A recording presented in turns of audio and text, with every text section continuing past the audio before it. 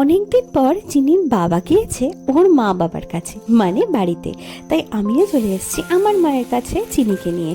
এই ঠান্ডার মধ্যে ট্রেন জার্নিটা একটু অসুবিধেই হবে বলে আমরা এই মুহূর্তে আর বাড়িতে এনেই সন্ধ্যাবেলা কিছু না কিছু খাওয়া দাওয়া হয়। কিন্তু মার একটাই কমিটমেন্ট, বাইরের থেকে কিছু খাওয়া অ্যালাউ করবো না। কি খেতে চাস আমাকে বল, আমি বানিয়ে দেব। যেমনই আজকে ভীষণ এগরোল খেতে ইচ্ছে করছিল, মা বলল যা আছে তাই দিয়ে বানিয়ে দেব, চুপচাপ খেয়ে নিবি। অগত্যা তারপর ঝটপট আটা ময়দা মিক্স করে একটা ডো বানিয়ে নিয়ে রুটি করে নিল। আর তার মধ্যে ঘরে যা ছিল সামান্য শসা, পেঁয়াজ, কাঁচা লঙ্কার গাজর দিয়ে একটা স্যালাড তৈরি করে নিয়ে তার মধ্যে একটু নুন আর একটু সস দিয়ে কি সুন্দর করে নিমেষের মধ্যে এগরোল বানিয়ে দিল। আর সত্যি এত টেস্ট হয়েছিল খেতে, আমার দেখে মনে হচ্ছিল না অতটা টেস্ট হবে, কিন্তু খেতে জাস্ট অসাধারণ হয়েছিল।